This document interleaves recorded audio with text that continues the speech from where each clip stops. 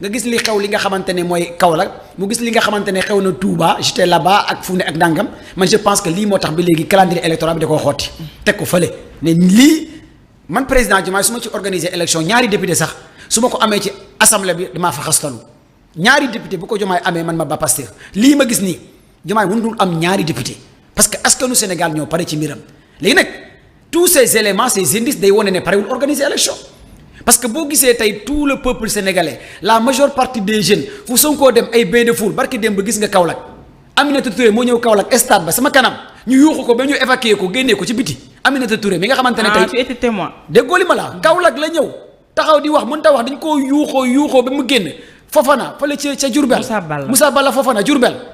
dafa ñëw xale yi yuuxoo ko Diourbel di ko sonkoriser non mais attends parce que dañoo foogoon ne xam nga problème bi mooy man ñii li ma yërëm waa kiiraay mooy nan la ñuy campagner le problème qui se pose c'est pas que calendrier électoral bi kese ñoom nu ñuy campagner mais dëkk bi yaa defee ku la neex mën nga campagne non ku la neex mën nga campagne mais tamit xam nga ngor man su ma nekkoon waa kiiraay man sama dignité humaine mayuma may génn ay xale yu am 18 ans 19 ans taxaw naan Sonko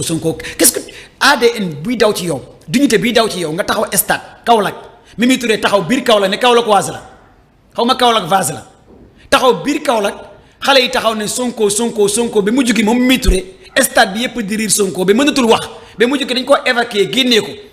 Moussa Balla Diourbel taxaw xam nga xale yi kenn moomu leen.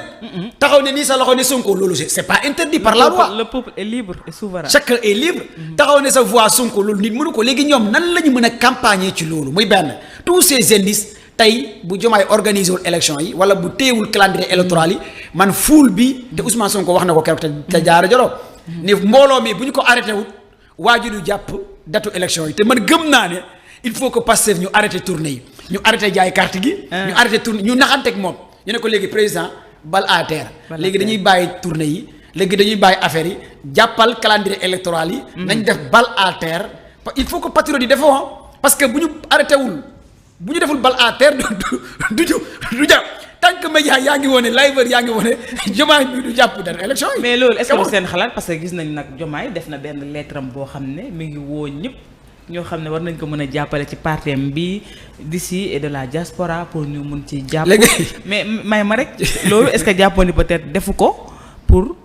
def ko nii rek. parce que ñu bëri ñu ngi naan woy xaalis bi la bëgg a jëfandikoo mi ngi jëfandikoo xaalis pour am nit ñi mais est-ce que jàppoon ni peut-être nit ñi kenn moomu leen et que xaalis mu ngi leen jënd et que ñii di ñëw ci rali yow ci kiiraay yëpp conviction moo leen fa yóbbu wala yow jàppewoo ko noonu. non pour man kiiraay ku ci dugg profité la parce que moor nee la kiiraay mooy liir buy juddu 2026 2029 day dee mooy parti boo xamante ne yéen gars yi dem kiiraay laa koy waxaa mooy ndaw ñi mooy paay profité leen caisse noire baa ngi fii encaissé leen parce que c'est dem kiiraay mooy sa carrière politique 2029 jeex na. dem kiiraay mooy sa carrière et bu nekkee jeune jàppal ne tu c'est fini quoi en fait. kiiraay nekkul benn parti politique bu am carrière kiiraay da ngay dem pour dóor marto. da ngay dem pour dóor fexe naxanteeg Diomaye lekk li ngay lekk li. naxanteeg Mimi Touré am benn poste dóor li ngay dóor li dóor marto. mooy parti boobu da ngay dem pour naxante ñu jox la benn poste nga dóor même maire u APR yi rallié man yor naa ci ñaari copain maire. yoo xamante ne jot naa waxtaan ak ñoom ma ne leen da ngeen di profité dóor te ñoom xam nañ ne dañuy dem pour dóor marto kiiraay da ngay dem pour dóor marto léegi nag. liste bi ñëpp nga gis ne dañoo dem pour dóor marto. non parce que ñoom xam nañ ne mais boo demul lekk après parce que comme que Diomaye trahir na Sonko te mu ngi yor ay milliards yi te yor na ay décret kon da nga jàpp ni peut-être nit ñi li leen mayul woon fit mooy Sonko ci wetu Diomaye. mais loolu mais Sonko moo leen baare woon pour ñu mën a lekk parce que ce sont des éléments du système. est-ce que lu woon kon Diomaye Sonko nekkul woon kiiraayam en quelque sorte bu koy aar parce que gis nañ 2 ans quand même toog na xeer yi Ousmane Sonko rek la doon dal est-ce que tamit nekkul woon bénéfice ci Diomaye pour mu continuer ak mandat bi ànd ak ko Sonko mu aar ko comme ni mu ko doon aaree. Sonko wax na ko Sonko moo nekkoon juré parabole Diomaye le système a bien réussi son coup te Sonko l'avait dit depuis longtemps Sonko waxoon na fii ne lenn kese moo nekk problème mu système bi ak lu ñu bëgg mooy ñu taqale ma ak Diomaye muy benn te loolu bu ñu paree ci Diomaye la ñu jëm. éliminer ko moom en personne te instant yi noonu la ñu commencé def ñoom seen biir te attends-toi que cette coalition Diomaye ñoom dinañ raak seen biir attends-toi que gars yi nga xamante ne ñoo nekk ci kiiraay dinañ raak seen biir parce que ki nga xamante ne moom la ñu ragaloon kenn la mooy Ousmane Sonko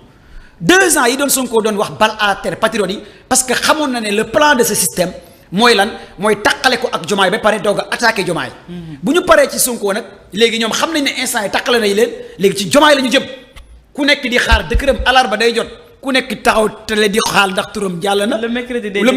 des décrets laa ko tuddee le mercredi des décrets de Diomaye chaque alarba mbootaayu Abdourahmane Diouf a ngi xaar ndax jël nañ leen mbootaayu Mimi Touré ñu ngi xaar ndax jël nañ leen mbootaayu Issa bu Mbour ku nekk yaa ngi xaar sa décret parce que c'est le partage du gâteau boo fi nekk instant yi léegi sànq da nga ma posé benn question bu am solo nga ne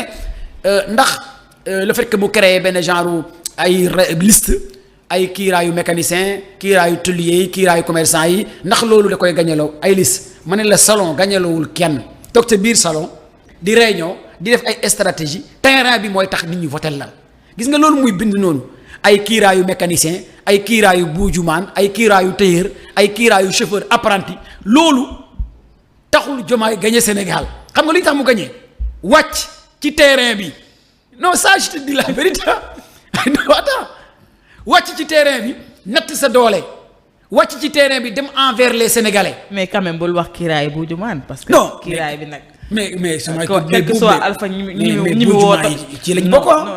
buuju ci lañ bokk kiiraayu buujumaan kiiraayu apprenti coxeur tailleur mais ñooñu ci sénégalais yi la ñu les buujumaan sont des sénégalais comme des êtres humains. mais lan moo tax buujumaan yi bëggoo leen ko Pastef ngeen bëgg a yóbbu kiiraay yéen non tamit. Pastef ay intellectuels ñoo fa nekk. Pastef ay nit ñu am dignité ñoo fa nekk. Pastef ay jeunes yu am charisme ñoo fa nekk. Pastef ay xale yu élégant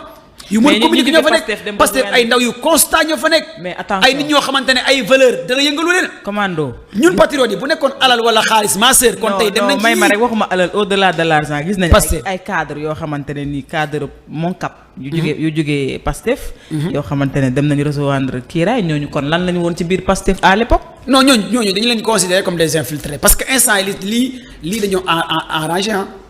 lii nii dañoo arrangé. da ngeen di segg daal ni segg bi arrangé nañu lool parce que segg bi tey moo ñu permettre dëggantaan ñu xam li xew quoi kon ñun segg bi arrangé nañu trop parce que lii aussi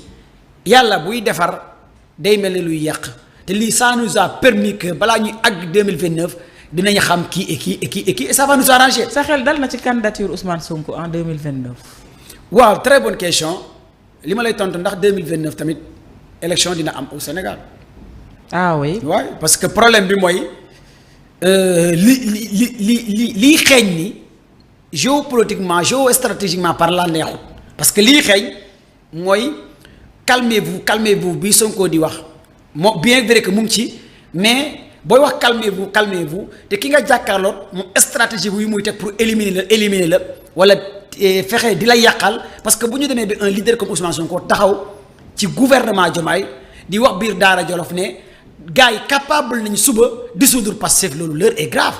l'heure est vraiment grave bu demee ba Sonko naan j'ai détient des informations yoo xamante ne damay xaar def leen ndànk kon Sonko am na lu mu xam. mais en tant que stratège bi ngeen koy wax moom votre leader. xam nañ ni dafa bari stratégie. loolu et que ça va lui permettre de muy def yeneen pexe une fois que lendemain yi sombre ci moom. waaw moom laa lay wax xam nga su ma la nee ndax élection sax dina am 2029 mooy élection locale yi nga xamante ne. le président di kiiraay xaw ma président Sénégal parce que on a deux présidents président Sénégal bi gisaguñu léegi dañuy ñaan le président du parti kiiraay na organise jàpp élection yi. mais da koy def parce que léegi massifié. waaw d'accord léegi ndax moom dañu koy xaar calendrier électoral bi waru ko xaar Coro déglu ma. kilifa gi nee na. non Coro calendrier électoral bi ndax président bi ñun ñooy toog di ko xaar. nee na xaar leen non attends su ma massifié ba pare jàppal leen date. léegi moom respecté wul calendrier électoral bi nga xamante ne askanu Sénégal 19 millions de sénégalais ñoo ko moom da ko war a respecté léegi ndax calendrier électoral bi day xaar mu massifié parti kiiraayam bi wala xaar parti kiiraay bi kenn xamul est-ce que ñun ñoo ko war a xaar non attends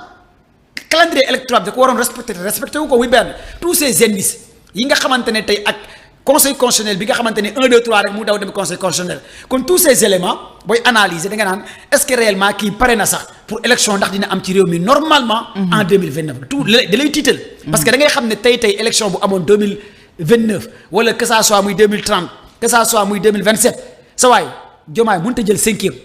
cinquième mënu ko jël ci Sénégal gi. foo ko teg da nga jàpp ne day def sondage moo tax mënagul même sans sondage.